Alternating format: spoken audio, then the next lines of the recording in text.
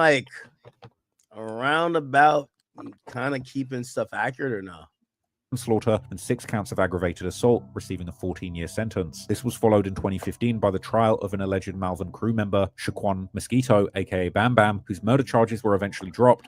He ended up pleading guilty to 4 charges, one of these being counseling 2 people to commit murder. But lastly, the most severe sentence would be handed to Foloranso Owusu, who was just 17 years old at the time of the shooting, with prosecutors alleging that he had fired the first shot in the gun battle, a claim that ultimately led to his conviction on 2 counts of second-degree murder, although he didn't actually fire the killing shots, as well as 1 count of attempted murder, 1 count of aggravated assault, and 1 count of reckless discharge, leading him to a life sentence in 2016. Meanwhile, the following year after the mass shooting in 2013, there would be yet another major police raid, during which the police would hit 41 alleged gang members with over 400 charges, these including alleged members of the G-Way, as well as alleged members of a crew who police and media labeled simply as the Orton Park Gang. The name coming from Orton Park Road that runs to the west of Galloway, on the other side of a large nature reserve, and this gang was the alleged new main ops of the new generation of the G-Way. After this raid, the media's interest in what was happening around Galloway appeared to fade considerably, with coverage shifting largely to the ongoing court cases that involved alleged members of the gang. One such case concerned Jason Wisdom, one of the 3 men convicted in the murder case involving the alleged leader of the gang, Tyshawn Riley, aka Grease Money, with Wisdom getting acquitted of his charges in 2017 after having spent 13 years in police custody. After regaining his freedom, Wisdom would eventually become part of Drake's OVO crew, now known on Instagram as OVO Dracula, this being yet another sign of Drake's deep ties to the most dangerous members of the G-Way gang. But while the media would largely stop reporting about the G-Way or the so-called Galloway boys, outside of the media limelight, the gang has seemingly continued to operate to this day, something we'll discuss in more detail later. But when it comes to Drake's gang affiliations in Toronto, as mentioned at the beginning, there's also another crew who seemingly hailed from the same area as the G-Way, but were known by a different name that Drake has serious ties to, that dangerous gang being known in the streets as Reps Up. Repped Up. Reps Up is a clique that seemingly got started in G-Way's hood in the late 2000s. One of their most known members is the rapper Preem, formerly known as P. Rain, whose oldest music videos on YouTube go all the way back to 2009, while he can also be seen repping Reps Up in interviews all the way back in 2010. What's up, man? It's your boy P. Rain, Reps Up, hailing from Canada, Toronto. I'm all the way in Vancouver, BC, with your boy, the Archivist. Ha. In 2014. Yeah, I always looked, so P. Rain, I always thought like he was an artist that was affiliated with OVO. I guess people have like taken interest into like his street ties, but like I always thought he was a dope artist. He had that song with Drake called Drunk and Fuck, DNF. 14, Preem would drop a hood vlog on his YouTube channel talking about the infamous history of his hood in Galloway. This is definitely, to me, the craziest neighborhood in the country, as far as Canada goes. Especially events that took place here. I've never seen it happen anywhere else in Canada on that magnitude of like violence. Just like publicity, negative publicity that we've got. And that's something to be proud of and just say, oh, we're the baddest neighborhood in the country. But Yo, how come niggas is getting a haircut with they fitted that hats on, bro? That's some papoose shit, bro. I'm trying to. My man getting a haircut, he got his fitted hat on, bro. They could bald or something, man. Like, come on, bro. You can tell it's just for the motherfucking. This nigga getting the haircut, he got his fitted still on. It's like some papoose shit. Somebody's a papoose maxing. You ever seen a picture of like papoose getting a full-on haircut with his look? With hat on. Infamous picture, bro. Infamous picture, bro. Nigga, this picture right here is like one for the ages. that's just what it was. As far as you can Google Galloway and see like where we come from, what's happened there, you know? Yo, does the barber be like, yo, all right, I'm just gonna line you up to the hat level or what? Google Galloway and see like where we come from, what's happened there, you know? So many used to stand up there in the nighttime just so that when the police would drive by Kingston Road, you couldn't see them. And they were hustling, looking for the fiends walking by up and down. A lot of prostitutes and fiends just walking up and down this strip right here. Because before they built all these townhouses, there was a lot of motels, a lot of shit that brought a lot of crackheads through. So they used to just stay out here all night and wait for who to walk by or whatever. And if you stood right in there, police really couldn't see you no matter how slow they were going because all the branches were like camouflage.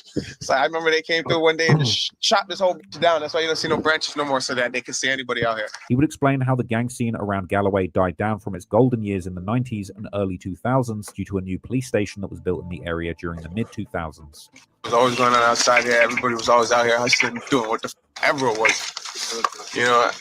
And then it's like when so much is hustling in one little neighborhood, that breeds violence. Violence breeds police. So they built a multi-million-dollar facility around the corner. You know, one of the top police stations in the city, and shut this whole shit down. And this is what happens. You know, see nobody outside.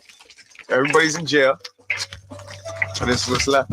At the time of the vlog, Preem, aka P. Rain, was promoting his mixtape Dear America, the name coming from the fact that he couldn't enter the United States at the time due to his criminal record that included drug and gun charges from his youth. The mixtape included features from many mainstream rappers, including Meek Mill, French Montana, ASAP Rocky, Party Next Door, Waka Flocka Flame, Future, and of course none other than Drake. So this guy clearly is connected. In a 2015 interview, Preem explained how his friendship with Drake came through other mutual friends they shared, and it goes all the way back to when he was still in high school, and Drake was actually an actor in Degrassi, the Canadian teenage drama TV show where Drake first became famous.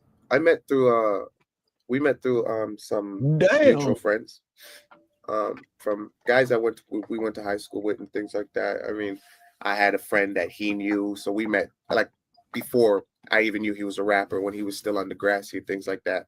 We became close friends. We just clicked, and everybody used to just go out together and like that. So naturally, me being that I was rapping and him starting to rap, musically, it kind of you know, just came together. But he would also explain the formation of Reps Up, explaining how it started as a rap group that he came up with while still in high school with his friends. One of the early pioneers of Reps Up was also Styles, another longtime member affiliated with Drake's OVO crew. But as time went on, Reps Up grew into a much larger collective, bringing together people from Galloway and the surrounding community under the same banner. And for the people that don't know, tell us about Reps Up. Man, Reps Up is just something that I created when I was still in high school with a few homies. We used to be a rap group actually before Chubbs. Chubbs used to live in the States, so I used to be in a rap group with my cousin, one of my best friends, Styles, and we were called the Reps. You know what I mean? And Reps Up is just something we used to say. It was like a slogan, like throw your reps up when you make the R's with your fingers. But I mean, people just kind of gravitated towards Reps Up more than the reps, and that slogan kind of became our name. So we stuck with it. Yeah, we stuck with it. We ran with it. But I mean, it's like a family, man. It's the people from my neighborhood, guys I've grown up with, my family, my friends, and homies like that. And that's just what it is, Reps Up. Preem would also explain how before OVO, there was a clique called ATF that both Drake and Preem repped in their hometown. ATF was also the name of a blog that was focused on Drake, standing for All Things Fresh, although the initials All Things Fresh. Okay. Y'all need to switch it up to something. All Things Fresh. All right. also happen to match those of America's Bureau of Alcohol.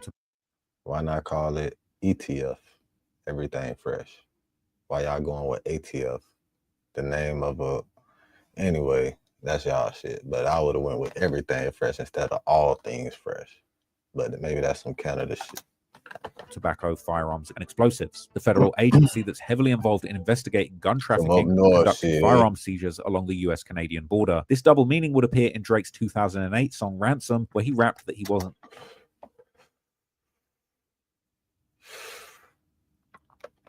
Drake looked like the Terrence and Phillip US-Canadian border. This double meaning would appear in Drake's... On this picture right here. Nigga look like Terrence and Phillip.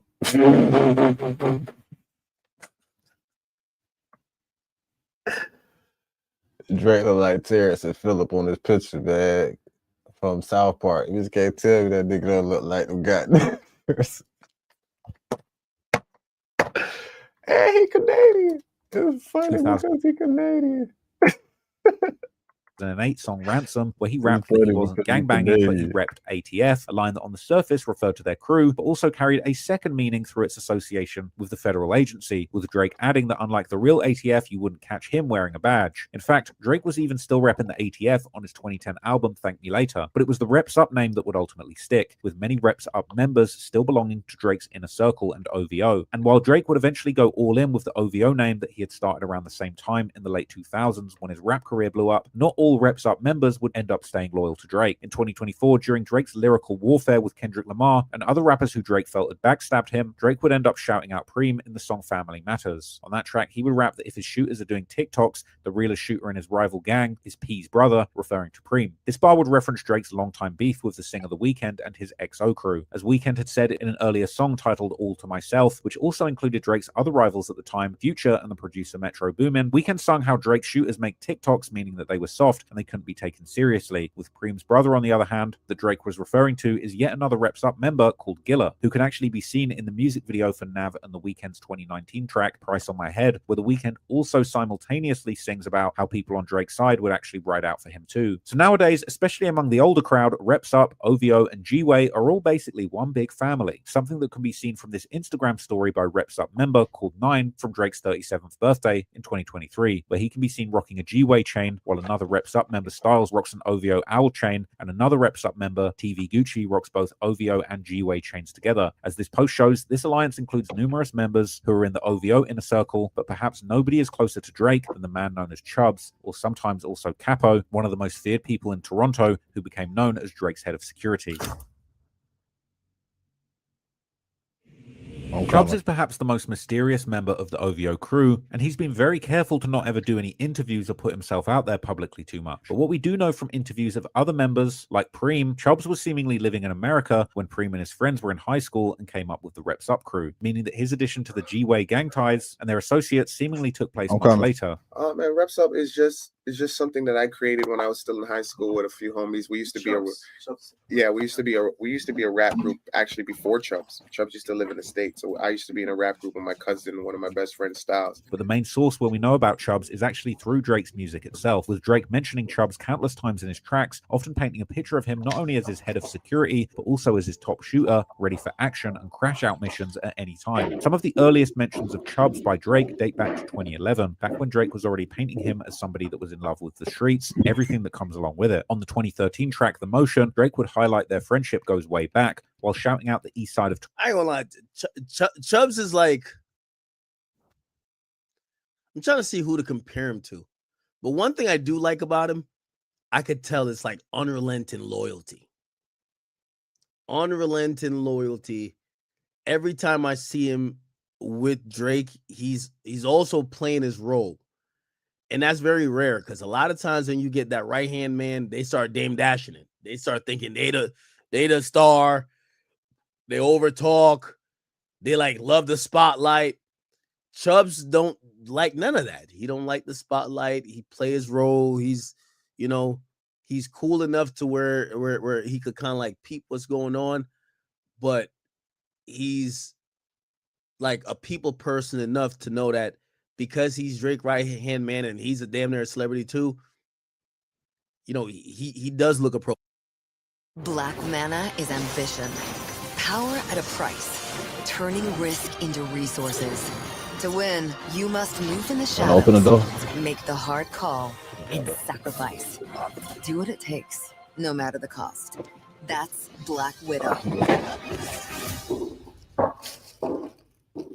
That year, Drake would portray Chubbs as someone always by his side, while the following year on the track No Long Talk, Drake would describe Chubbs as a fixer if he ever needed to fix things. And I'm not sure Drake's talking about using Chubbs as his handyman, if you know what I'm saying. Then in 2018, on the hugely popular track Look Alive, featuring Drake and Blockboy JB, Drake rapped in his feature verse that made the song go viral, this time shouting out Chubbs by his other nickname, Capo. Once again, Drake would suggest that Chubbs is someone who is a specialist in street stuff like sliding on the ops. Around this time, Drake would even begin mentioning Chubbs in connection with alleged real-life events, like in the 2018 Behind Bars track that he would do at legendary UK hip-hop platform Link Up TV, where Drake would first mention how he's been with Chubbs through highs and lows, before mentioning how they saw a man last night and he froze out of fear and that there were no cameras present, before mentioning how that was like the one time at Coachella, this allegedly referring to an incident at the 2017 Coachella, where Drake and his crew, including Chubbs, had allegedly had a violent altercation with the rapper Dram and got him thrown out of a private party, after Dram had allegedly confronted Drake about the similarities between his song Charge Chart and Drake's hit song Hotline Bling. In fact, according to someone who was actually there and told me the whole story, no joke, apparently the OVO crew were literally swinging Dram around by his dreads, and Drake was personally thrown out. Not Dram. Now, these real-life references would continue in 2019 when Drake rapped in the song War about how feds want to tap up and wire his phones, just like Chubbs did Detail. This referring to a lawsuit that producer Detail would file against Drake, claiming that Chubbs had actually beaten him up on Drake's orders, sending him to the hospital with a broken jaw that probably had to get wired, along with other injuries that required several surgeries. However, this lawsuit was later suspiciously thrown out by the judge because Detail failed to appear at the final status conference. Now, the following year in 2020, as the COVID pandemic kept everyone inside, Drake would release the first single from his upcoming project, Dark Lane Demo Tapes, titled 2C Slide. The song was low-key like a party song that was also a metaphor for street stuff, with Drake singing on a song that he's made a commercial dance track, but is low-key really about street activity. The music video for the song would show Drake walking alone around his enormous Toronto mansion while dressed up in a Nike ski mask, all while rapping about how he and his crew will do crimes by themselves if other people are moving shaky. And he would even say that if he's moving too shaky to shoot, then Chubbs will be the one who finishes the mission by himself. Once again, painting Chubbs as his #1 goon who is not afraid of doing anything that Drake is too shaky to pull off. The same sentiment was actually echoed in the 2021 song The Remorse, where Drake paid his respects to Chubbs, rapping how he had pulled up to him every time that he needed him. While in the 2022 song Churchill Downs by Jack Harlow, Drake would rap in his feature verse, a clever wordplay, first saying how people like to test them like they know what they're on, while Chubbs got the magazine cover like Rolling Stone. A metaphor meaning that Chubbs has got the magazine of his weapon concealed, but he is ready to show it off and shoot if someone really decides to try OVO. In 2024, while Drake was having his back-to-back diss track war with Kendrick Lamar, even Kendrick would mention Chubbs' reputation as Drake's shooter, rapping in the song Euphoria how he likes the singing Drake, not the Drake that tries to act tough, and that Drake is going to make Kendrick bring Puff back, meaning Puff Daddy or Diddy, this allegedly being a reference to an incident where Diddy had actually slapped Drake all the way back in 2014 at DJ Khaled's birthday bash. And if you want a full breakdown of that, it's on my channel from years ago. Kendrick would go on to say, let's see if Chubbs really crashes out for Drake, like he keeps implying in his songs. So clearly, all of these mentions of Chubbs as Drake's main muscle and shooter and goon have made him a popular topic of speculation on platforms like Reddit, where people still debate just how deep in the streets he truly was. But Chubbs is not the only alleged demon in Drake's camp. Another commonly mentioned member with a very, very dark reputation is Barker, aka Barker Not Nice, who also was part of Drake's security team and has ties to the G-Way and reps up. Unlike Chubbs, Barker has put himself out there, releasing his own music for close to 10 years that have millions and millions of views on platforms like YouTube, as well as featuring on Drake's songs several times. But Barker has also been shouted out by Drake in his songs, like on the 2014 track Schemin' Up, where Drake asked for the freedom of the former G-Way leader Tyson Riley, aka Greasy Money, while also calling for the freedom of Barker in the same lyric twice. So with Barker, we don't have to speculate about his criminal past because it's been very well documented in the media and in the courts. Born in 1979, after spending his childhood in Montreal, Barker moved to Toronto, seemingly in a hood that was located close to the G-Way's first main ops, the Malvern crew. But Barker's hood was allegedly affiliated with the G-Way and Reps Up, whose hood was located further north. In podcasts, Barker has explained how he and his partners in his hood went on a crime spree when he was around 18, with Barker eventually getting caught. So basically, like when I was 18, so it's crazy. So at one point I went on a rampage with my little buddies in the streets. We were just like doing a whole bunch of robberies, armed robberies, just going crazy as kids, you know. And anyways, long story short, I ended up getting caught. Okay.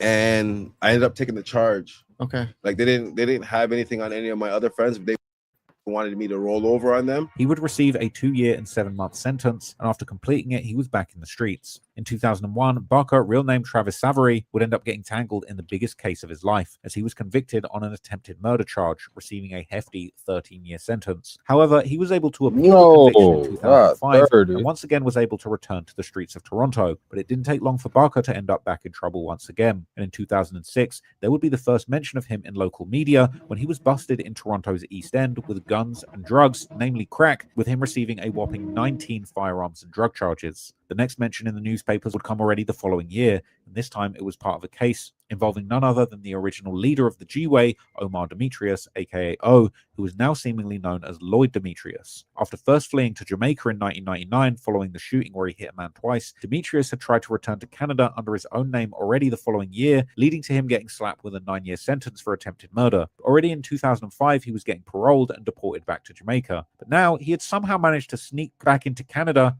But again, he was Murder going captured house. after a 2007 shooting incident where Barker was also one of the men charged. But Barker's most controversial case would take place in 2014, embarrassingly, when he was already part of Drake's security team. In June of that year, he was arrested and charged with multiple prostitution and trafficking-related offenses, which had involved a 22-year-old woman whom prosecutors alleged that he had forced into prostitution. The following year, in May, Barker would end up pleading guilty to assaulting the 22-year-old woman, receiving a light sentence of 6 months. But since he had already spent 10 months in jail, he was allowed to go free immediately, with Drake himself celebrating the release on Instagram by writing how there was something in the air today and a lot of good things happening at once. But this one means the most. Been waiting for 11 months, Barker finally home. It was seemingly about a year later when Barker would make a transition from Drake's security team to a rapper, actually signing to Drake's OVO label and beginning to drop songs and music videos back to back, with his first music video for the track titled TCHC appearing to be filmed in his old hood in Scarborough. By 2017, Barker's rap career would truly take off with the release of Live Up to My Name,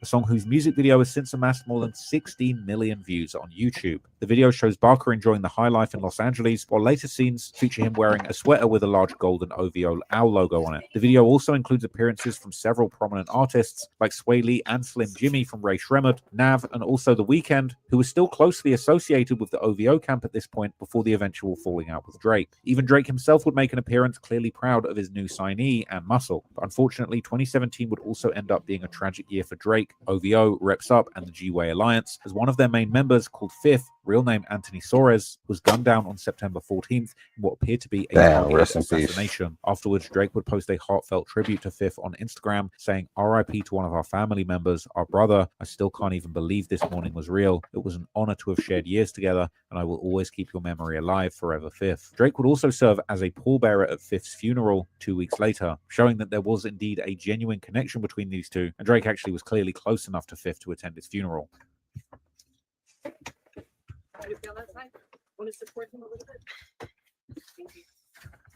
But while the family and friends were mourning their loss, the police would eventually release security camera footage that actually captured Fifth's final moments, putting it out publicly in an effort to receive tips about the suspects. The video would show two shooters running up to Fifth, who was inside the entrance of a large high-rise lobby. The shooters immediately opened fire through the glass, shooting Fifth numerous times, one of them even opening the door to the entrance and shooting some more to guarantee the kill, then wiping the door with his shirt in an apparent attempt to remove any fingerprints, before both shooters run to a getaway car with a driver waiting for them that quickly flees the scene. But despite all the efforts by the police, Fifth's murder remains unsolved, although the calculated manner in which the shooting was carried out leaves little doubt that it was clearly a targeted gang-related hit. Meanwhile, Barker's music career would eventually end up taking a serious blow in 2024 when his past came to haunt not only him, but also Drake, as Kendrick Lamar released his chart-topping diss song Not Like Us, a track that many considered to be the knockout punch in their highly publicized rap beef. In that song, Kendrick would diss not only Drake, but also OVO members like Chubbs, and most notably Barker, whose past charges involving a young woman gave Kendrick a powerful angle of attack. By drawing attention to Barker's role within OVO,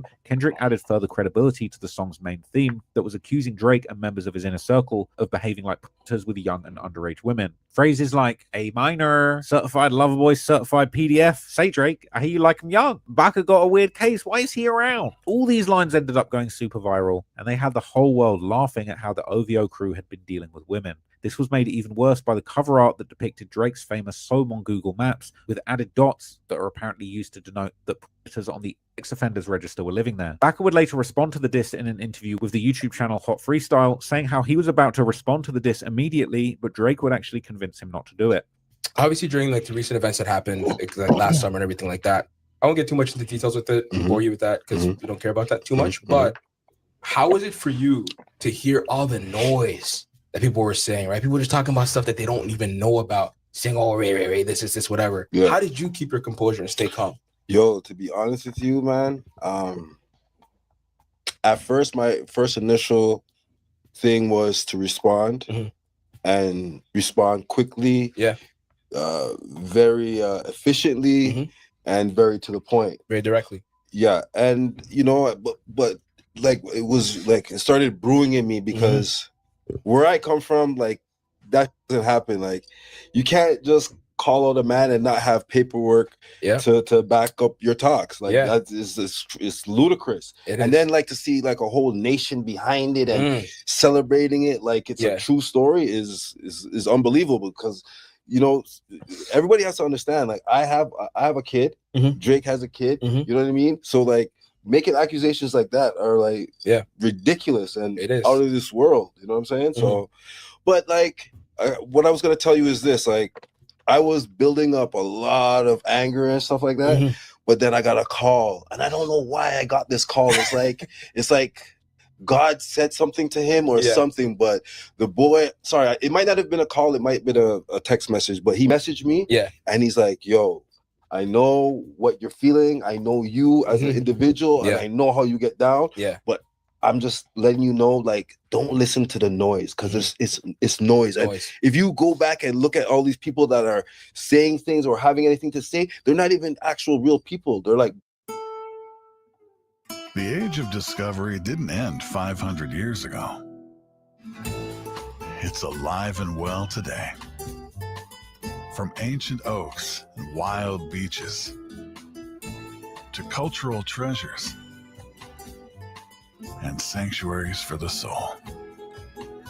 St. Augustine, Ponte Vedra, and the beaches. Welcome to the new world.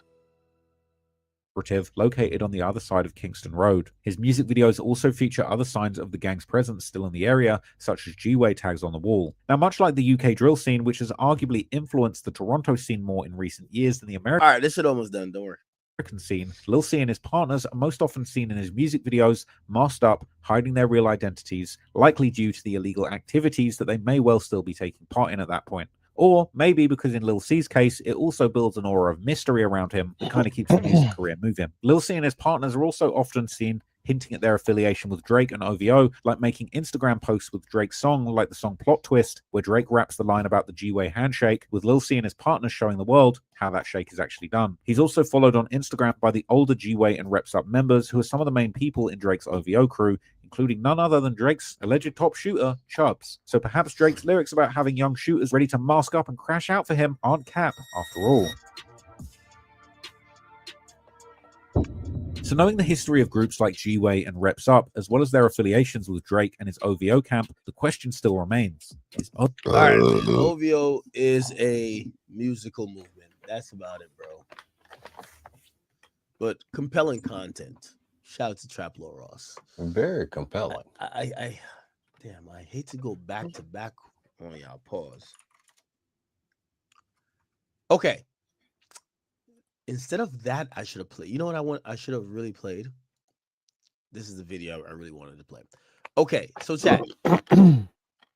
I watched this video the other day, and I know we've covered this before. Floyd Mayweather, what's up with his finances? What's up with all the accusations that he's spending out of control, that he's going broke? Is there real? Boy, that shit was crazy. He said he bought into another jury. It was crazy.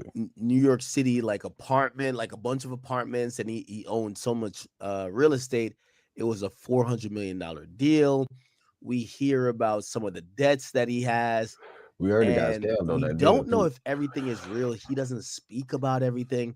However, apparently, there's this YouTuber named Spencer Cornelia who apparently followed one of the lawsuits where Floyd has filed recently, and Floyd filed a bunch. He sued Showtime for scamming him out of money. He sued, I think, Al Heyman, and I think he sued someone else.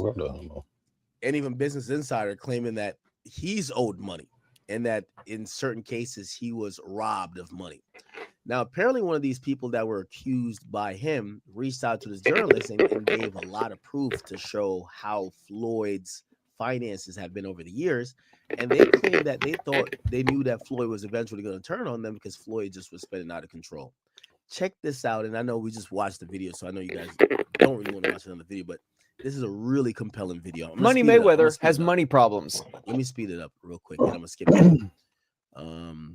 It's not that long of a video, but if we have talked about Floyd's finances for a bit, This gives us the details. There's text messages, everything. He owes the IRS. He owes car dealers. He's pawning jewelry. A guy who's made hundreds of millions of dollars in his career is somehow running out of money. And now he's suing everyone, claiming he's owed money. While he may be able to keep up the facade that it's everyone else's fault, Floyd's spending problem is the reason why he's going broke. I was able to go directly to the source to get private information that hasn't been shared publicly yet to discuss. So that guy is one of the guys who have been accused by Floyd of basically doing things with his money without his knowledge, and this guy's like, no, I didn't. Nigga, you knew everything we were doing, and if anything, we warned you. Screenshots and all The recent lawsuit that sent shockwaves throughout the sports world. Mayweather suing former associate in an alleged $175 million fraud scheme. That associate, Jonah, shared with me private text messages, private images of Floyd signing contracts, and access to private communication with his team. And the proof I've been given will contradict everything you've heard in the news about this case. By going through all of the claims presented in the lawsuit, I'll share all the private information that I have access to so we can understand fully what's going on with Floyd Mayweather. In 2017, Recknitz and Mayweather became friends, which ultimately led to Recknitz becoming Floyd's investment manager, real estate advisor, and banking liaison. Jonah helped put deals together for Floyd. He was his manager. So that's sponsorships, real estate deals, and fights, just to name a few revenue streams. Jonah shared with me that he was not on salary, meaning he only made money when there was a commission on finding a deal. As an example, Jonah shared with me that Floyd was running out of money in 2020. So Jonah put together a fight with Logan Paul to generate income, as well as many other exhibition fights. Turns out the only people actually punching Floyd in the face at this time were the IRS debt collectors. More on that in a minute. The first big claim that Floyd makes is that he wasn't aware that in 2016, Recknitz had pleaded guilty to wire fraud conspiracy, that Recknitz had cooperated with the United States attorney, or that Recknitz had been the subject of significant civil litigation. What Floyd's attorney was trying to do with this complaint is make it look like Floyd was taken advantage of by a guy with a questionable past. Like Floyd is this innocent victim who had no idea who this guy really was.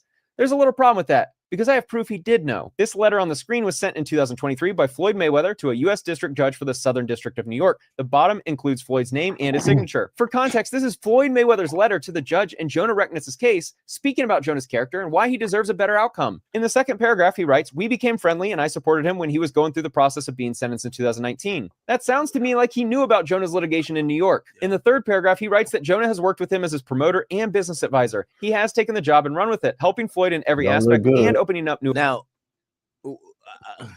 I know this is a lot, but I want you guys to take this in. So apparently, Floyd starts working with the guy. Now he's suing the guy. He claims that he never knew that this guy was, convicted by the feds back in the day, and it was for some money stuff. Now we're getting proof to say, nigga, you knew he was convicted because you wrote a letter to try to help him get a favorable sentence.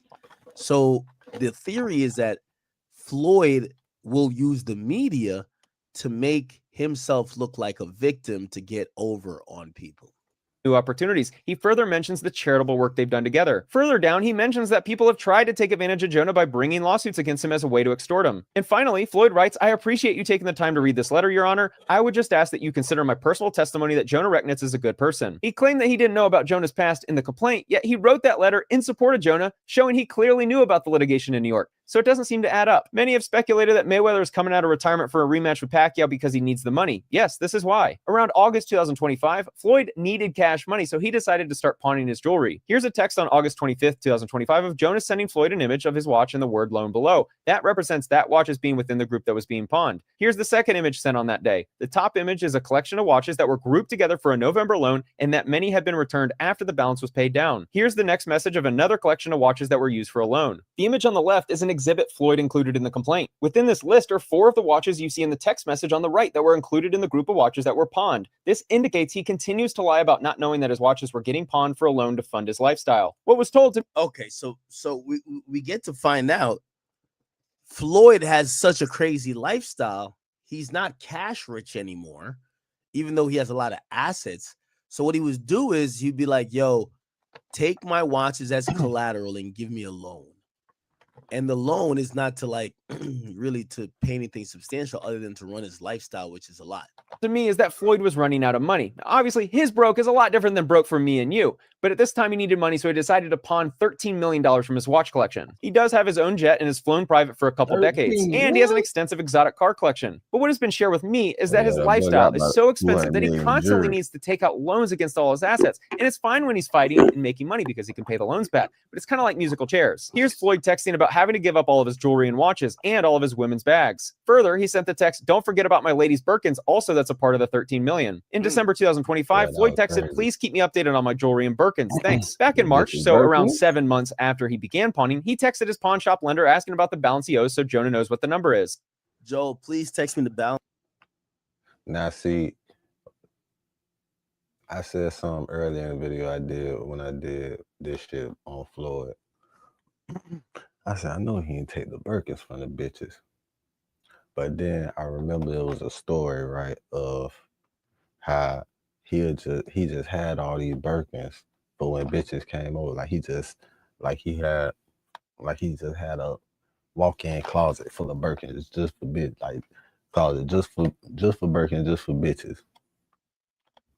So it could have been them. Shit, I don't know. So we know the numbers in advance. Today is Jewish holiday, blah, blah, blah, okay. All good Floyd. 1.85 million checks, 10.8 million in jewelry, and it's 1.47 million in fees. Wow.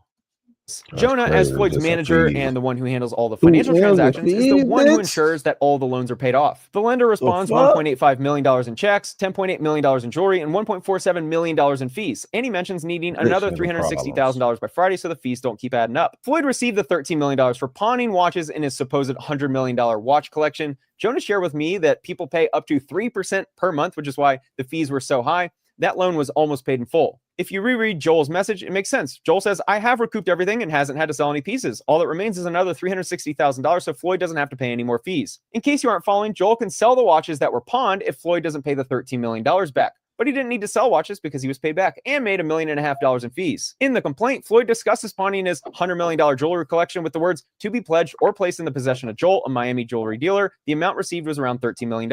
A substantial portion of the pledged jewelry remains in the possession of Joel and Modi, and no accounting has been provided to Mr. Mayweather, and then alleges that the consideration received was diverted by Recknitz and not paid to Floyd. I just shared the text messages between Floyd and Joel showing the accounting of the transaction and that nothing seemed to be awry. This is not the first time Floyd has had to take a pawn loan. Earlier last year, he borrowed $1 million from his friend Avi, the owner of Avi & Co., against his $18 million Jacob & Co. watch. Upon research, I realized that even though the retail is $18 million, the market value is about $2 to $3 million, so Floyd's $100 million jewelry collection is more likely worth a fraction of that. Why is Floyd Mayweather pawning jewelry despite being so wealthy and always seemingly around cash? I asked Jonah how much Floyd spends every single month on his team, and Jonah estimated around $1 million.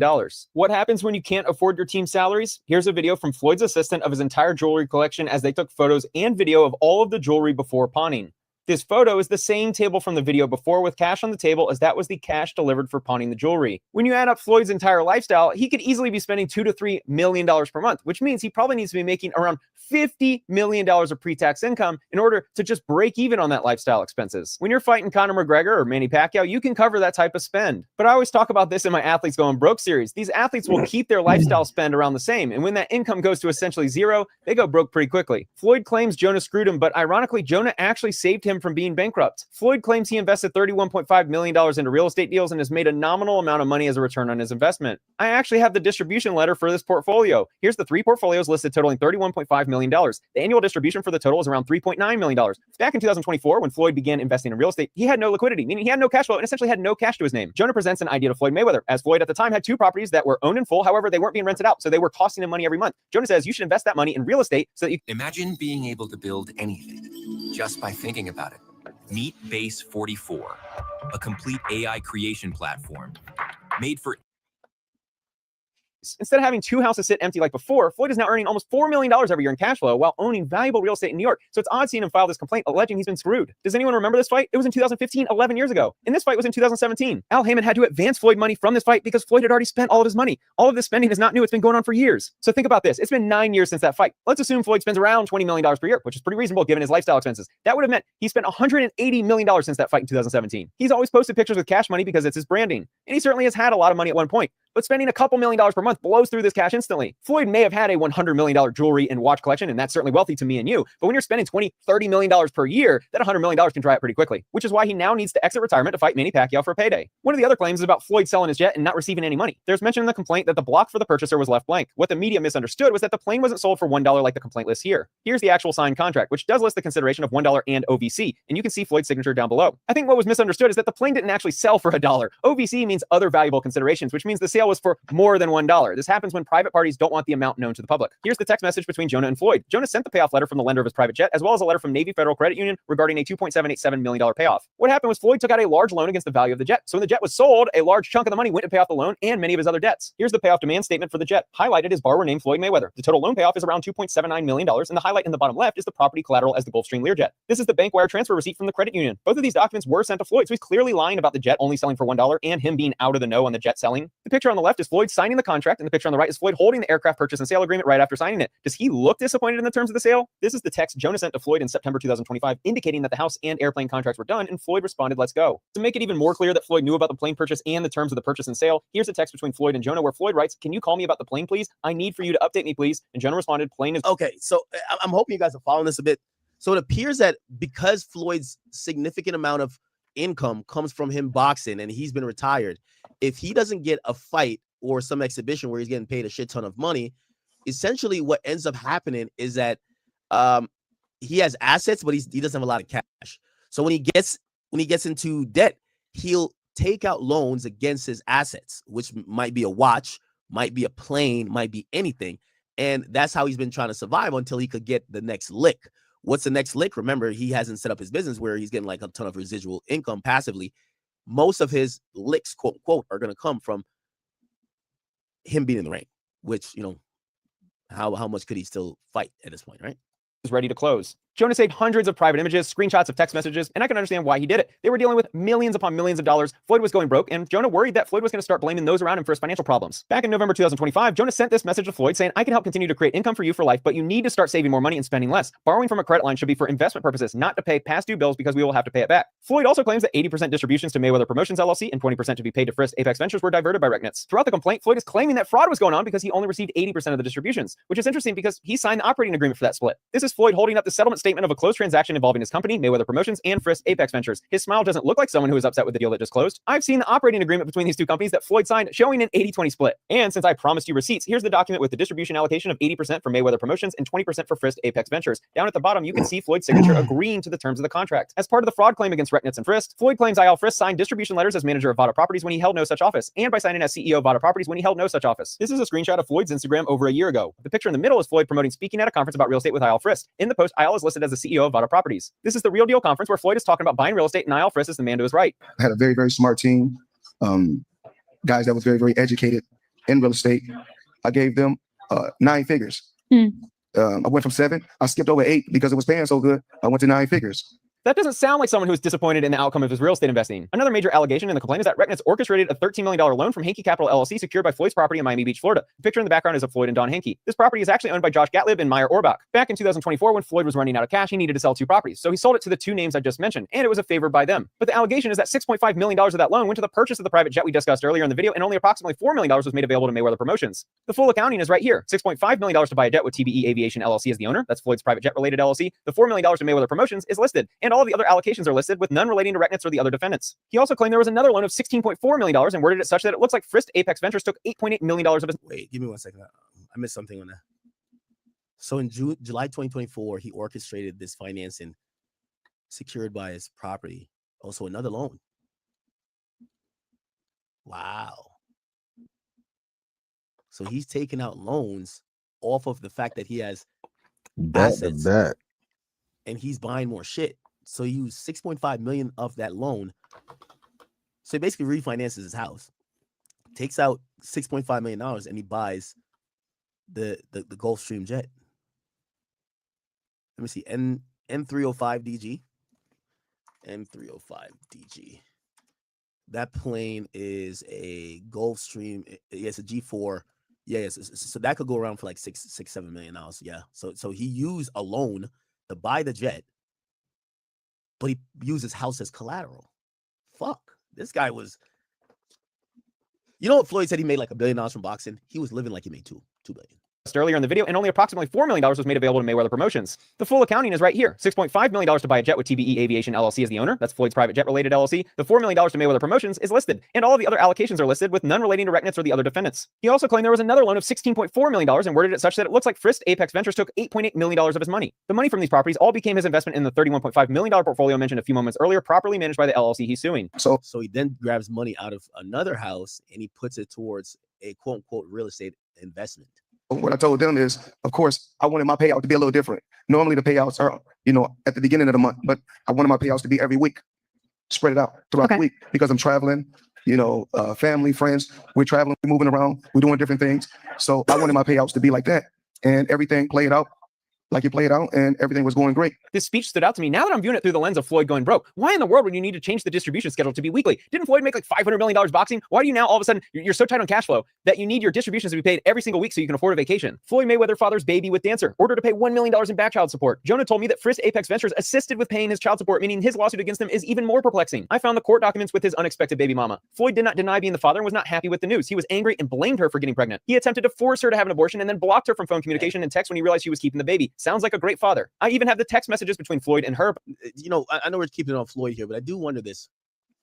How many kids does Floyd Mayweather have? Well, I'm gonna look at that right after I look at this ownership for this 8 jet right now. some shit like Currently, that. this jet is owned by certificate issue date is 1/3/2026, which means it got sold recently again. Like the new registered owner, so Floyd's jet is sold. He doesn't own it anymore. The new registered owner is Aero Beauty LLC. Let's look that up. Aero Beauty LLC.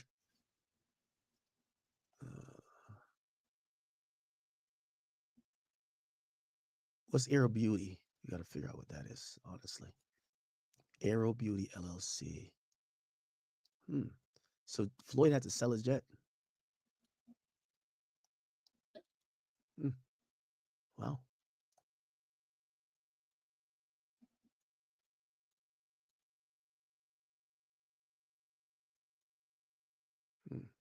Okay. But I'll blur. Oh, I was looking up how many kids he has. Here's my thing about, so he has 5 biological kids: Karan, Ayana, Zion, Jiro, and the youngest that was born recently, which is don't have a name for that, or that kid. You know what I realized about his kids? None of his kids make money. Like, no disrespect to them. So like they run around like they're. You ever seen the Sanders kids? Like Deion Sanders, his kids? Like some of them are in NFL. But if you ever seen like DeAndrea, like she runs around like she's kind of like, my dad is Deion Sanders, I'm royalty. It's the same way how Yaya runs around, right? Like she runs around like I'm the daughter of a billionaire. I don't know what Karan and Zion Mayweather do, but it's probably even more pressure on Floyd that none of his kids have gotten out there to make significant income to help him out. Like, oh, daddy, we're continuing the legacy. Or I don't even think they're boxers either, right? Oh, we're continuing this legacy to get money in. So Floyd kind of like has to make enough money, not only for him, but for his kids, for the women he deal with. It's a crazy lifestyle. For privacy reasons, it's not good. Here's the child support payments that stopped in December 2024 when Floyd was really having money problems. Okay, so he was paying child support from 2022 and he stopped in 2024. He was paying $5,000 a month. That's $60,000. $60,000. And looked like he stopped paying in 2024. It's been 2 years now, 2026. That would have been $120,000. But then the government, when you're in Cali, they'll hit you over the head for child support. I know he's in Vegas, or I think he's in Nevada. So he would have been down $120,000 in child support, except they established child support. So whatever he was giving was voluntary, and they put a higher rate. So they say he's down $1 million. God damn, bro. Floyd was ordered to pay $32,850 a month in child support. So he was paying voluntarily $5,000 a month, but he stopped paying it in December 2024. You know what she does? Okay, I'm going to the courts. She goes to the courts. They raise the child support to $32,000, which means it also take into account the back child support from 2022. So every month that he did pay from 2022 to 2024, add $28,000 to every month. Holy shit. God damn, y'all. In addition to $933,050 in back support. This is how you go broke. I also have a letter from the IRS for taxpayer Floyd Mayweather. This is the notice of levy from the IRS for his unpaid $3.35 million in taxes from 2018. This was sent to Wells Fargo to seize any money in Floyd's Wells Fargo account. And they did the same for his JP Morgan Chase account. Here's an official IRS tax lien document sent to Floyd Mayweather on his property for the amount owed of around $7.28 million for the years 2018 and 2023. Some might say he's not going broke. He just wants to push off paying back the IRS. But I think this next document is a smoking gun. This is the collection appeal request Floyd sent to the IRS on why he couldn't pay. The explanation he sent was need more time to gather the funds to pay in full. This is the IRS about to start seizing managing his assets. This isn't a personal loan. Why in the world, if he's made hundreds of millions of dollars, why doesn't he just pay the couple $1 million so he can get the IRS off his back? Jonah still hasn't been served with the complaint, which means he can't respond. And also because this lawsuit follows exactly what Floyd does with the media. Floyd has been claiming that he is unaware of a lot of the documents and that he didn't sign for deals. Jonah provided evidence to me of images he took of Floyd having a notary visit his house to sign. I'm blurring a lot of this to protect Floyd's privacy, but those are his fingerprints. Jonah provided a quote. I do not want to litigate this issue through the media, nor do I want to embarrass Floyd publicly, so I will say this. It's sad that Floyd blew through his money. I wrote him many letters concerning his spending habits, which are documented. I had many conversations with him about slowing down with the spending, but unfortunately, it caught up to him and now he's looking to blame others. One of these letters to the TMT team was shared with me. This letter is 5 pages long and describes all of the issues that Jonah was having managing Floyd. Jonah even includes a paragraph about no longer wanting to work with Floyd because of the spending problems and how much of a risk it became to be around Floyd. First, he blamed Al Heyman and now he's blaming me. He sued Showtime for $340 million, sued Business Insider for $100 million, and now sued me for $175 million. He is unhinged. I hope he can get back on his feet and control his spending. Floyd can continue to lie that he didn't know about the airplane purchase or the jewelry pawns. The facts speak for themselves. What happened to her? Terrible things. I am the outlaw, Robin Hood. This is the last of your blood debts. I will keep you safe. Past few years analyzing litigation and media scandals is that a lot of wealthy people know how to use media and litigation as strategy. I'll show you how media actually works. Let me use this as an example. Back in September 2025, this article titled Floyd Mayweather Sues Vegas Car Dealer Over Sale. You Lied to Me was released on TMZ Sports. The article is full of quotes about the dealer engaging in shady business practices and overcharging Floyd and possibly defrauding him. Floyd wasn't the victim. He wanted to use the media to pressure the dealer so the dealer wouldn't come after him for the money Floyd owed the dealer. But the other news organizations need stories, so they spread the headlines that Floyd is suing a car dealer for a fraudulent purchase. Sports Illustrated picks up the story. Then Fox News picks up the story. The following day, the Vegas car dealer filed a complaint against Floyd. Floyd purchased 4 vehicles totaling $2.25 million from the dealer. Floyd wrote 2 checks for the purchase of the vehicles. The problem is that the checks bounced. They didn't go through, and Floyd still had possession of the vehicles. Even worse is that Floyd drove one of the cars from Vegas to LA and added 1,500 miles to the car. They ultimately had to reach a settlement agreement where Floyd still owed $1.2 million to the dealer. I think that story is relevant because it's another sign of Floyd's money problems, but I also wanted to highlight his media strategy. Floyd has a private relationship with TMZ Sports. If he wants someone to look bad, he'll go to them first so that they can publish a featured article about Floyd being defrauded. Then he'll file a complaint full of lies the following day and paint himself out to be a victim. TMZ Sports was the first to reveal this story. A lot of people mentioned to me that I should make a video about Floyd suing his business manager, but I held off because I wanted to hear Jonah's side first because I know exactly how Floyd uses the media. And after Jonah shared hundreds of private images and screenshots of text messages with me, it's clear that this lawsuit is another example of this strategy. In February, Floyd sued Showtime for $340 million, claiming there's a conspiracy to not pay him what he's owed. He also sued Business Insider for $100 million and then immediately dropped it. I hope you're starting to see the pattern. He goes to the media to play victim, gets all the other news organizations to distribute the story because he's a very big name, and then he hopes that he can settle with the other side so that he doesn't go bankrupt. Guys like Floyd use the media as a strategy, not as reporting on truth. Logan Paul claims Floyd still owes him money. Miami jeweler sues Floyd Mayweather Jr. for $1.4 million bling tab. The retired boxer asked to pay the $1.675 million owed to the jeweler at a later date. The jeweler also alleges that Mayweather submitted 5 checks that bounced. Floyd Mayweather sued for $330,000 in alleged unpaid rent on luxury Manhattan apartment. Another lawsuit filed against Floyd for the use of an unpaid private jet trip. I've been sued a couple different times and know what it's like to have multiple false allegations written about you in a complaint. I've been accused of being a member of a criminal enterprise and assaulting someone. See, in America, you can write whatever you want in the complaint, even if it's full of lies. What's interesting about this lawsuit is that it's a verified complaint, meaning Floyd is signing under the penalty of perjury that everything is factual. Maybe he isn't capable of reading ChatGPT's answer on why it's a bad idea filing a verified complaint full of lies. He could be hit with a perjury charge. Floyd also has a bit of a gambling problem. It's known that he bets a lot of money on sports. If you follow my channel, then you know how much money these guys lose betting on sports. Easily millions of dollars. The amount of money these degenerates gamble is truly mind-boggling. Just this one hand of blackjack appears to have around $100,000 wagered. Not a good look when you owe the IRS. There were many claims, but to summarize the main claims against Recknets, Floyd alleged that the jet sold for $1 and he didn't receive any of the proceeds. The evidence proves this is a lie. Floyd also alleged that he wasn't aware of this jewelry being pawned and that he didn't receive the proceeds. The evidence proves this is also a lie. And lastly, Floyd claims he was defrauded in his real estate transactions with Recknets and Frisk. The evidence again proves that this is a lie. Even worse, they're helping him make nearly $4 million in cash flow every year, which is keeping him from filing bankruptcy. Hope you enjoyed the video. Thanks for watching. So at least we get like a kind of a breakdown And then broke for me. on what's been going on with Floyd's finances. It's kind of grim. He has a lot of assets. He uses them as collateral to get loans to keep buying more stuff, whether it's chains, cars, jets.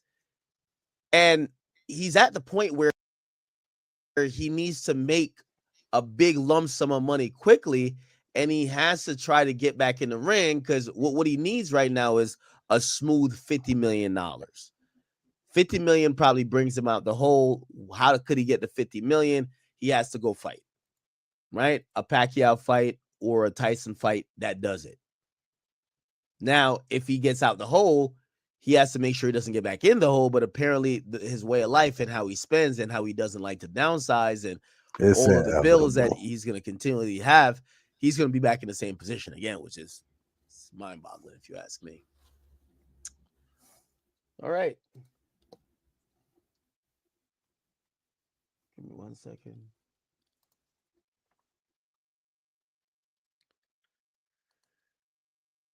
Where am I? with it. Okay.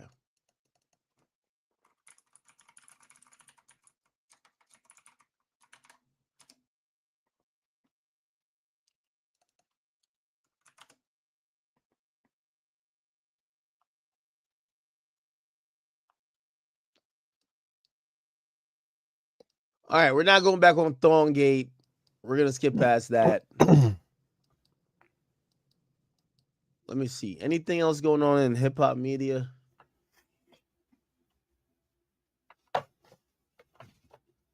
What's the word in hip hop media? Actually, let me go to too cool to.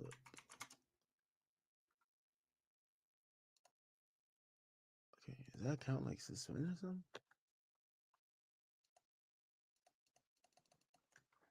Oh, it's right here.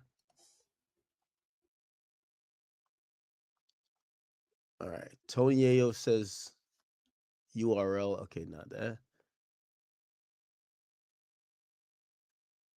French Montana says LL Cool J is bigger than Rakim. All right, we're gonna skip on that. Wallow Yachty, we'll skip on that. This is Drake and Turks.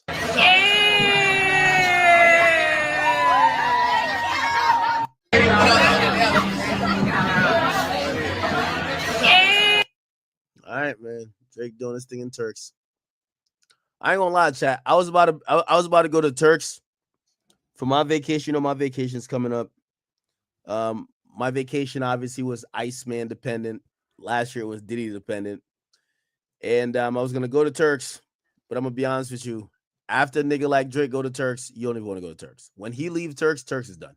Like, you don't even want to go to Turks, bro. Like, he's done fucked it up. Yeah.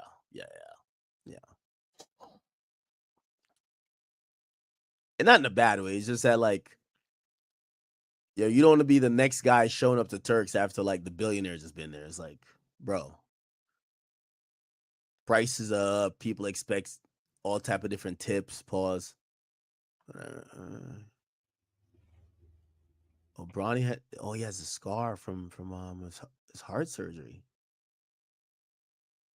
This is how Manhattan was looking after the Game 4 win. All right, no. It's not that much. Let's go to Feared Book.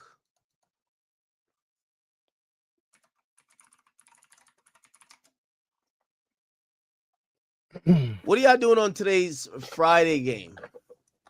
Drake did the viral shebang challenge. Why do they gas me up?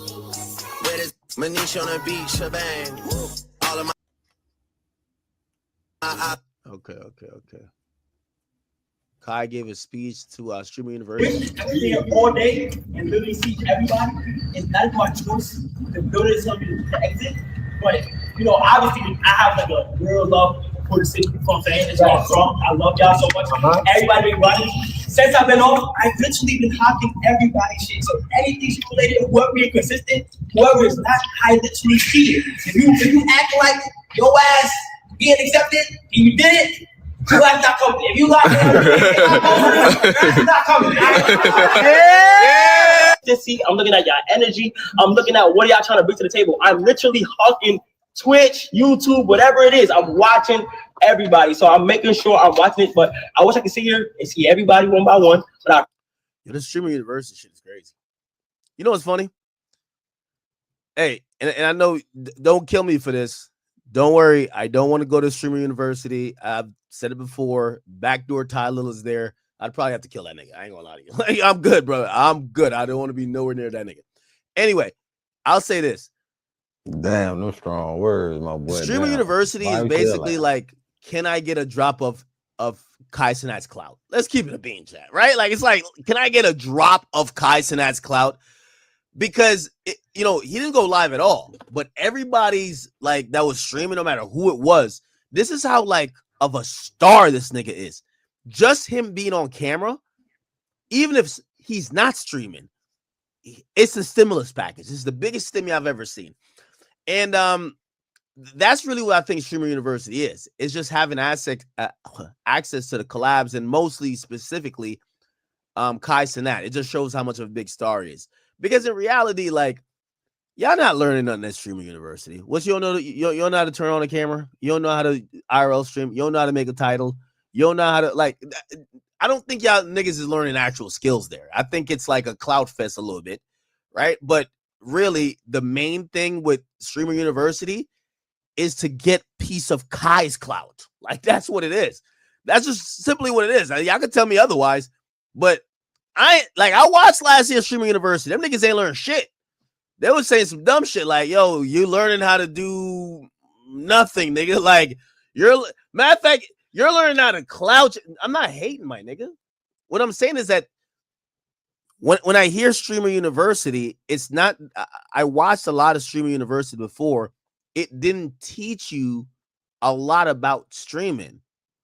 It gave you collaborations, which I think just is a the network, most just like important thing with college. streaming these days. Just like college. Because just about unless you have a clip army, you can't go up. So it taught you collaboration, or it gave you access to collaboration. But most specifically, and this is why it's unique to Kai, the entire ecosystem. Like, for example, even last year when I think DDG did crazy numbers, it's still predicated off Kai. Kai has to be there, and it shows how much he matters to streaming. If Kai is not present in the space, streaming actually loses a bit, and that's what sets him across or apart from like a Aiden and even a Speed. Speed's a one-man band, a one-man show. He's gonna do what he's gonna do. The thing with the thing with Kai, when Kai is present and he's streaming and is collabing, the entire market reacts to it, and the entire market benefits. You get what I'm saying? With all due respect, Aiden's my guy. Everybody knows. All right, team. Not even mosquitoes can keep us from taking home that trophy. Our key to victory is Repel insect repellents. Luke, easy to use wipes for you. Allie, oil of lemon eucalyptus pump. Hope you brought your A game. Even better, we've got Repel insect repellents. With a full range of effective, long-lasting mosquito protection solutions, Repel brand keeps your families eye on the prize. No bites, just glory. Repel, get out there. Yeah, after that, like there isn't a fundamental of streaming that you could learn at a university, my nigga. Like, the reason why niggas want to get to streaming university is not to learn a stream or learn the business of streaming or learn anything, is to get to the fucking guys with the clout. Let's keep it 100. So y'all can spin that, put that anywhere you want to, but that's just reality. Like, streaming is pretty much ubiquitous. A lot of people know how to stream. A lot of people are entertaining or could entertain somewhat. People don't have the audience. Kai has him doing this like in-person shit just showed me this nigga could do anything he wants. Whenever he dropped this Vivette thing, it's going out. It's selling out in 20 seconds. I could tell.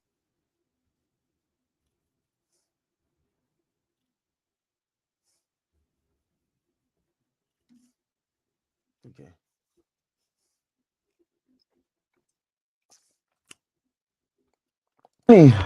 But I'm finally here. Finally here. Listen, hold up. I was gonna take it all from the beginning. Listen, I know, Kai, just hear me out. I've always.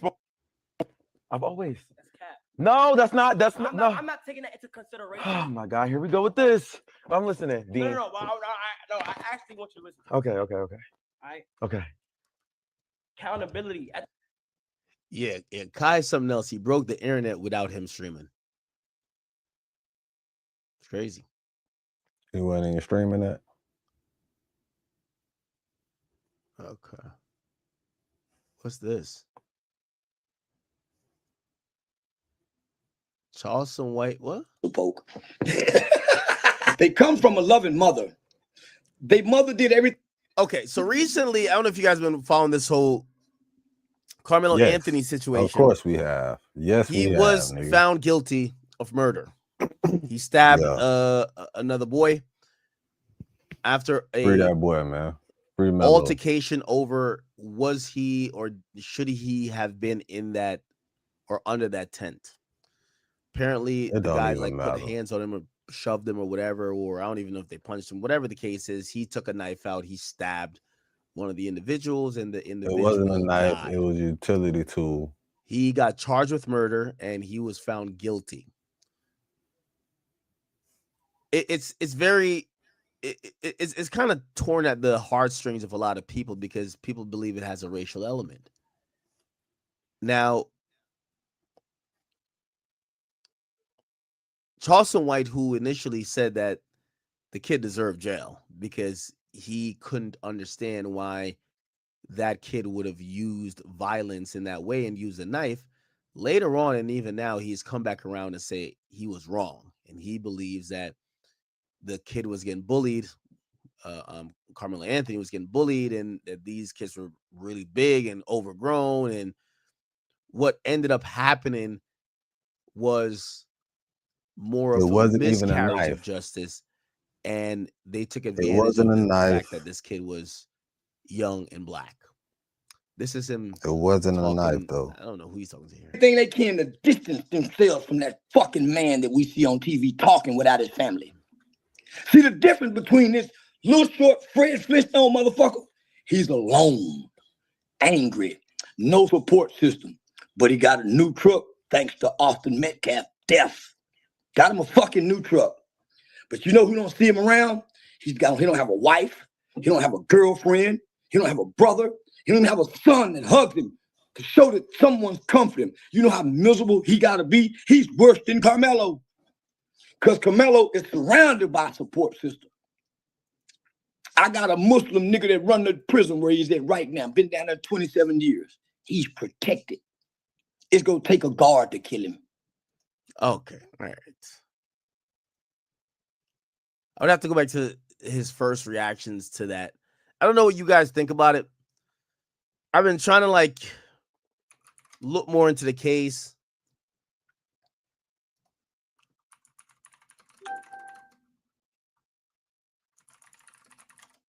I've been trying to look more into the case. Let me see.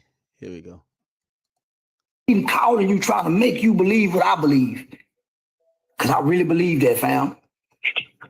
I don't win against my own people trying to convince black people white people is good, homie.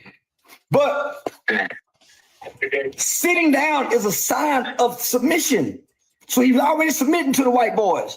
When they tried to come put their hands on him, his fear in nature kicked in. He didn't have a knife. Hey, listen, your lawyers were supposed to object to every time they mentioned a knife for it to be on record. It wasn't a knife. It was a multi-fashional tool. Multi-tool. That the state of Texas, listen, because if it was a knife, he would have 15 or 20 more years for bringing a weapon to school. That's the smoking gun. If it was a knife, it wouldn't be 30 years. It'd be 60. Because the knife enhances it for bringing a weapon around children to a school. The judge wasn't supposed to let that lingo into the courtroom. This is not a knife. Correction. I object, Your Honor. It wasn't a knife. I object, Your Honor. It wasn't a knife. It was a tool. And kids pack it to school in elementary. How did it become a knife with a because it's a tool. Just like a is dangerous with knowledge, that's what makes us dangerous, knowing what they know. So my mama sent me to know what people know. I'm smarter than any person you can put before my face. I know more than they know. I know everything about white people. Now life without parole abolished in America. It took us a few years to do it, but we got it done. I ain't lost shit at school. I got white friends, politicians for your son. We have 29 days, 28 days to be exact. I just need Mitch Nolte to file the appeal. I already got an appellate lawyer ready to go to write the entire thing. Collin County is done what I thought they was. I thought at least they'll put one black on the jury, but I told you something about that judge. I told you. So apparently there wasn't a black person on the jury at all. They were not all white people, so there were other minorities. That judge is not gonna let it happen like that, right? It seems to me like the reason he apologized to his father was because and go up to Frisco Independent School District and see this video. That's why Sarah J. Fields and Austin Metcalf's dad, and now they've drugged the mom in, but they're trying to debunk people from going to see the video. Why do you think Sarah J. Fields, she released the indictment before anybody had the indictment, and she got a woman fired because they're using a new Jim Crow systematic tactic where they got the people inside the courts, they got the people inside, and they're working against the Carmelo Anthony family on behalf of Sarah J. Fields because she's a precinct chair and she's threatening to use her power from her precinct chair, I think District 30, to get people unelected and get people elected if they don't go against this case. So she's trying to use political power to influence and persuade this case. That is what Sarah J. Fields has partnered with Austin's family in trying to do. The mom wasn't too much in it. The mom's really been grieving. Austin, Jeff Metcalf has been playing for the camera because he's been an absent father who's the mom, and he think he can get back in with mom, and mom doesn't want. Yeah, all right. Well, I'm gonna continue to research this case, chat. I know it's a highly contested particular case that involves race. I do believe race was involved. I also do got to be honest. I currently can't see or justify him not getting found guilty though. So I hope both of those opinions could coexist because I hear a lot of people who are like, no, he should just go free. I do believe he was getting bullied. I do believe there's a racial element. I do believe that possibly these kids were racist. I just can't say because I believe those things, that means he was justified to stab that kid and he died. So, you know, my thing, oftentimes when things like this get down the racial lines, where's the video? We start arguing more for race than actually having nuance. See, I can see it. Some of y'all mad already, just for me saying that. Again, I'm acknowledging that I believe there's some racial aspects at play, but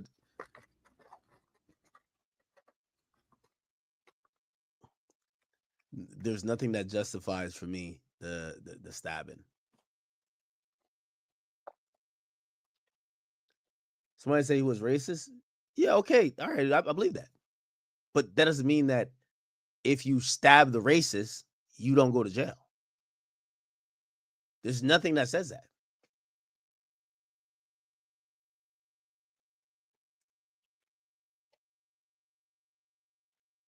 I would love for someone to like tell Not me 35 other things, years, bro. Because again, you know, I definitely want to compare it to like the whole Chud the Builder thing. Is like you should have listened to the motherfucker. You're gonna have to show me a about reason why him stabbing him was valid. And the narrative does play into it, right? Like, of course, you could be like, oh, well, you know, he was scared, he was this. Still, that's going to be a gut decision between whoever the jury is. Okay, do you believe this kid? Remember, he didn't take the stand. He didn't take the stand. I thought he should have took the stand, start bawling, start crying. I didn't want to do it. I felt so threatened. I felt and that's why I did it. But I was in fear of my life.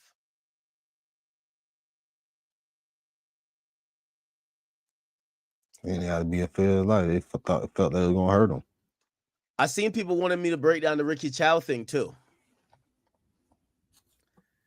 Chat, this is the problem with some of these cases that y'all want like either me or someone else to like, or let me just speak about me. To break down, they're not good cases. No, I'll break it down. But what I'm saying is that I think y'all want me to blanketly just agree with the black person. I can't. They're not good cases. Like the Rick Chow case, I have similar feelings. I wish he didn't have a gun. It would be black and white, open and shut that guy is a murderer.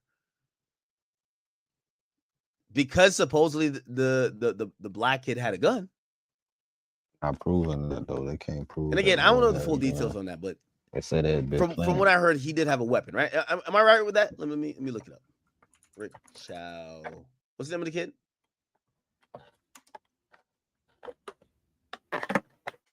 Cyrus. Cyrus. Long live Cyrus. Now, shooting in the back is crazy. That's what I'm saying, bro. Gun. Shot in the fucking back, bitch. That's not self-defense. Man, nigga crazy, bro. Talking about not good cases. Did He he give a fuck about no gun. They chased that man 130 yards. He had the right to shoot their ass for real.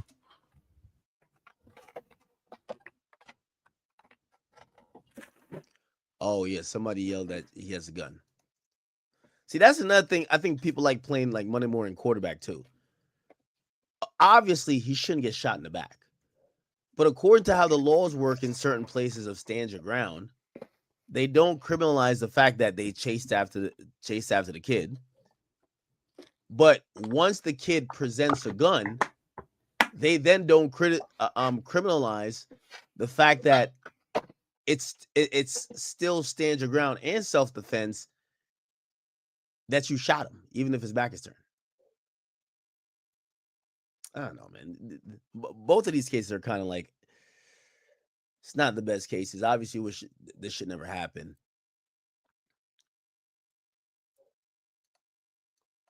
Let me look into this a little bit. Yeah, because you just heard yourself say that shit. It didn't even sound right, did it? Owned on Park Lane Road. News 19's be Kiki Gusher avoiding is the now real live in the shit. studio. So act be avoiding the real shit. That's what I'm noticing. Over a suspected Because he don't want shoplifting the turned backlash deadly. from his wife. May 28th, 2023. Authorities say 14-year-old Cyrus Carmack 'Cause he Belton Jamaican was for shot real. down He the don't even street from a fuck with us like convenience that. store on Park Lane Road after store owner Rick Chow suspected him of shoplifting bottled water. Investigators say Chow and his son chased Cyrus toward the Springtree Apartments, where Chow fired a shot into the teen's 140 back, yards. killing him. The next day, Richland County Sheriff Leon Lott addressed the public. We're charging the owner of the store, Rick Chow, with murder. Chow turned himself in that afternoon. That same The physical sacrifices of weight cutting are absolutely crazy. Close to the fire, we have to cut out a lot of salt, but straight after our weigh-ins is the most crucial part. day, the community gathered to protest and hold a vigil near the shooting scene as people mourned Cyrus's death. Stop for a moment.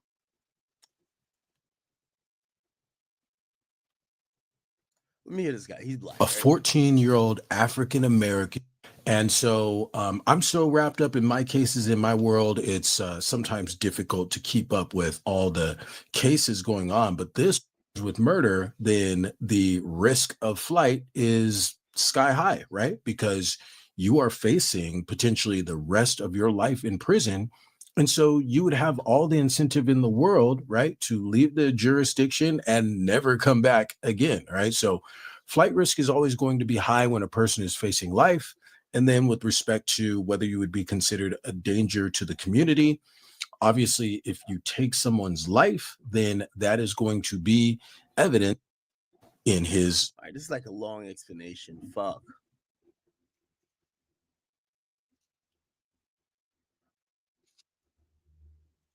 Is there like no quick breakdown? Everyone on my timeline is shocked by this verdict. We, the jury, unanimously find the defendant, Chike Rick Chow, as to the charge of murder, not guilty. Fine number 302, foreperson, June the 1st, 2026. Not guilty of murder, and I've got 3 reasons why this jury likely acquitted.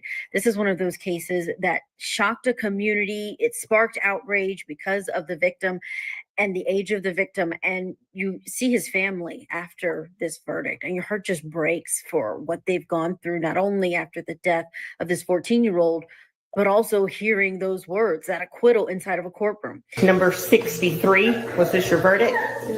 Is it still your verdict? I'll get to those 3 reasons why in just a moment. But first, if you don't know this case, here is the overview. A store owner named Rick Chow, he believed what his family told him about a 14-year-old in their store that they believed shoplifted a $1 water bottle. He and his adult son started to chase this 14-year-old Cyrus Belton Carmack 130 yards, and it ended with a fatal shooting and 1 shot to the back of that 14-year-old. Now, the two men who started this chase, they said that the boy pointed a gun and that they acted in self-defense. But prosecutors said, yes, the boy did have a gun in his pocket, but that this was not self-defense. This was murder. So my first reason why the jury came back with this decision is, number one, confusion in the deliberation room. We saw this play out when the jury sent back their questions during those 8 hours that they were deliberating. They had a lot of questions about the law and jury instructions. In this jurisdiction, they did not get those instructions with them in the deliberation room. So every time they had a question about the law and what it meant, they had to come back into the courtroom and hear it read to them, which I think was a mistake. And they were really asking for more help and a copy of those instructions, which they didn't get. They were also rushed. At the end of their deliberations, they at first had asked to go home, and the judge told them to keep going. He didn't want them to be tainted by the media. They came back with a verdict not too long later. But I think the fact that they asked for the definition of murder and malice shows that they may have been struggling with those topics. And that brings me to point number two. This case was overcharged. Jurors asked for a definition of malice. Likely didn't understand how this could have been malice. So malice aforethought, it is when someone has a diseased mind, an evil mind. They hate the person that they are going after. Often it means it was premeditated, but this case, you do have a chase, you have a shoplifting accusation, but you also have the defendant immediately after shooting this teen starts performing life-saving measures, and he even starts trying to clear his airway with his own mouth, sucking out the vomit from this teen. That's something that the defense put on at the end of their case, and I think that was really compelling in front of the jury. If this had been something that was charged as a lesser, let's say a manslaughter, involuntary or voluntary, that may have been easier for these jurors to connect to this defendant. They just didn't. Bullshit. I don't believe. Yeah, I don't know. Ain't no film of This that. story They seems just a little adding bit on odd, to though. that shit. I get it, like the whole. Them bitches will be lying. If he has a gun and you're chasing I don't believe him, shit out here. Don't turns it believe a little bit into motherfucking like thing. stand your ground. I don't believe a motherfucking thing. Well, you shot him in the back. Right. Textbook. Yeah, I could see at Murder. least a manslaughter charge. I'm surprised homie got nothing. I feel like the prosecution had proved. To my dad. What were you yelling to your dad? Because he was running. He was running 140 yards and that man stopped. These jurors heard the son talk about seeing and stating to his. Now, this is going to be probably look. so important. Hey, one thing about karma, though. As he is long a as the bitch. son, which he did testify, hey, I told my father he has a gun. It's creating the mindset of what was being thought of at the time. And it probably is going to be like, oh, we need to neutralize this person rather than X, Y, and Z. And that's why, again, in self-defense is about what the person was thinking at the time, not necessarily what do you know in hindsight. Father about a gun. And with the teen's gun being found present at the scene, I think it was a very difficult situation for these jurors to say that it had been proven that that didn't happen. The circumstances here, though, they are tragic. And I personally don't believe that this teen should have been chased out of that store, especially when it was found ultimately that he didn't take anything in the first place. And then to lose his life in this way is just unimaginable for that family. But having watched the entire trial, that's what I think impacted the decision that the jurors came to. Let me know what you think in the comments. That's why niggas need to hold court in the street, but I ain't gonna say nothing. Yeah, interesting. I guess I already said it, huh? Mr. President, Your Honor. They ain't in Florida with that shit, though. Also, this was the son being grilled. You know what else? They gonna give protection. What that shit called? They're gonna be protected. They're gonna get their fake identities and all that other shit, like George Zimmerman. Nothing stopped me. Nothing.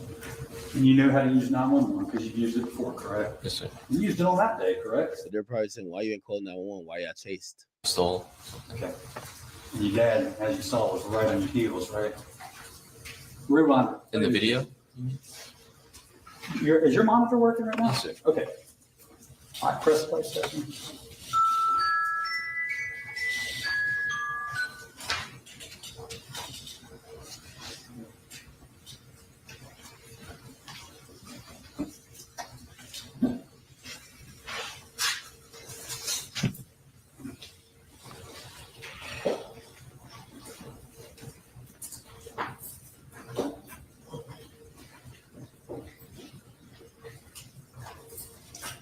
You know why these cases are tough, bro? Even watching the surveillance video, nigga, this look like some menace to society shit, man. This is some hurry up and buy shit, man. Like, yo, you can tell. I'm trying to tell you, that's exactly once I what see it this is, Asian bro. motherfucker come right here, I could That's tell he's exactly like, yo, what it is, bro. you naggers are probably trying to steal some shit in here, man. You could tell by the niggas look. He's looking at these Facts, black bro. people like, oh, y'all in my store stealing, bro. Facts, Y'all in here bro. stealing. So definitely, Facts, like, bro. Now so you get it, here's the bro. tough part. Now you get it. There's so much prejudice that goes into America, and also because of stereotyping in terms of how people look at black people, it poisons these people's minds already. You in a store, they think you stealing. If they have a thought to think you stealing, they definitely think you did. And then it escalates to a situation that now becomes potentially violent. Like, obviously having a weapon, maybe the 14-year-old shouldn't have a weapon, but a lot of people have weapons in the United States of America. Here's the thing. Sending this guy to jail, I don't know if we could just send him to jail for his mindset. If we sit here and we say, do we think this guy is prejudiced? I'm like, fuck yes. Fuck yes. You You get what I'm saying? right. Like, clearly, Duh.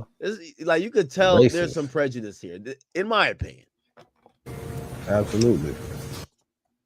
No question. Yeah, like, by the way he looked, you could tell he's like, yo, these motherfucking niggas keep stealing, man. No motherfucking question, bro. Okay. You guys are right. They ran after a nigga like a gang or something. Like, what the fuck? Yes, sir. That buddy in there could have just ran off with whatever. 21 states for, please. Right here, Andy. Yes, sir. What apartment complex are they? That first one. Okay. And then how many more up the road? I'm not sure. All right. Well, dead ends, right? Yes, sir. So if you're standing right there, you can see him take a left in that apartment complex, right? Yes, sir. Okay. And if he keeps going, you know there's a dead end, right? Yes, sir. And you know there's only that other apartment complex on the right up there.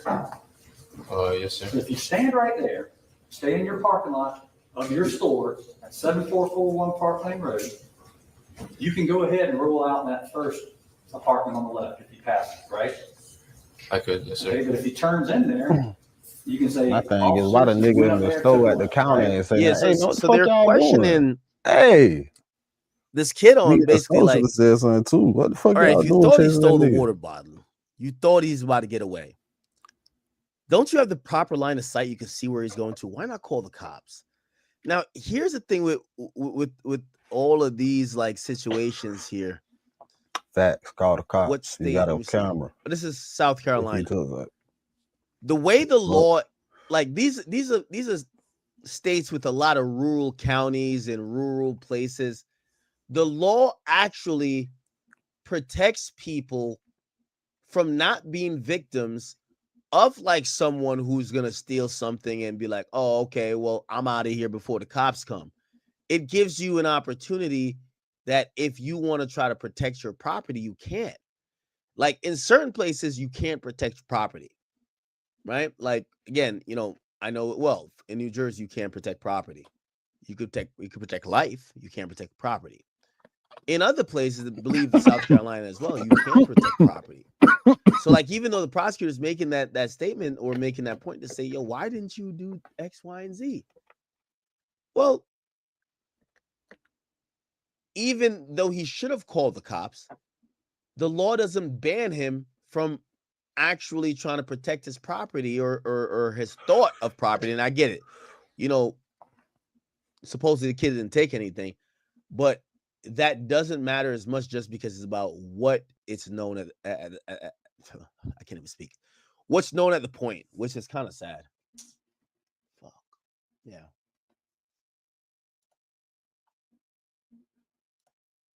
Yes, sir. Yeah, in this situation, we need that landing page by tomorrow. Landing page by tomorrow. Cool. I open Framer. Build the layout, 5 minutes. I edit from there. One component. Swap the content, everything updates. Hit publish. Boom. Site is live, no tickets, no handoffs. A week of dev work. Slaughter. But murder, a lot of times there is a statute or a piece of the consideration for a murder you have to have some intent, not only to kill, to cause a lot of damage, or you thought about it in the moment, or you wanted to kill that person in the moment. And by the way, we got or you want to kill that person premeditatedly. I'm sorry. space too, right? Okay. And by the way, we got a cell phone and shoe, right? Yes, sir. Okay. Now, you following me still? If you kept running past that driveway, then you could narrow it down too. You could say, Mr. Police Officer, he kept running past that first complex, and the next one is up there on the right, right? I could have. Okay. Are you tracking my question? So my question is, why do you need to be right up on him, jogging beside him the whole time? I did not plan to be right on them. But you were. Because he tripped. So you watched a 14-year-old boy with one shoe. You suspected of stealing $1 of water, trip and fall. And you didn't just turn around and say, Dad, let's call it a day. Let's just go back. We've done too much already. You didn't do it. I did not do that. Because you're right up on it. And you even said that in your statement, right? I got right up on it. I was arm's length away. Okay. You still didn't notice he was only wearing one shoe? No, sir. You busted his butt pretty bad there, didn't he? His butt? No. He busted his shins up, right? I mean, he was down like on his stomach, right? You said that. He was flat. And I saw something in his hand. Okay.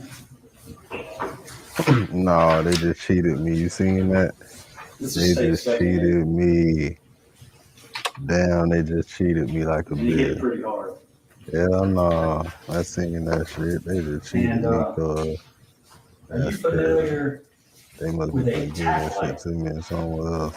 This is state's number 6. They just Familiar with cheated the the tack hell out of light? me, though. Yes, sir. They was doing some whole shit. I can't count. Remember that on the ground? I did not see it myself, but Well, like you were standing there with the officer when he identified it being there after the fact. I thought they were talking about a red thing on the floor. Okay. But you didn't see that at the time? I did not see it, no, sir. All right. Well, let me see state's 35.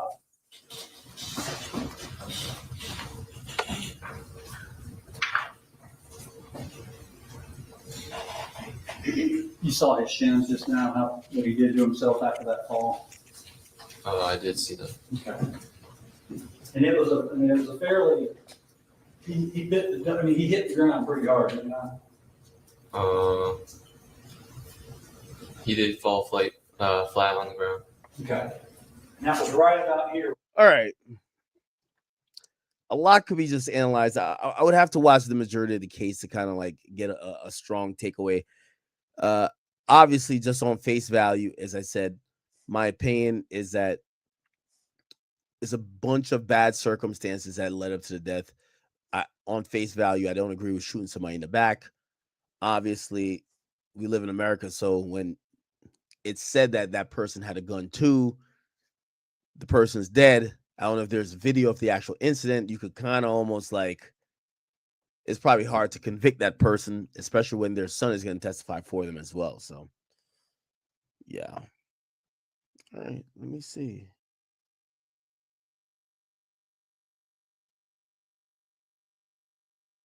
Blueface's royalties getting seized. All right. Anyway.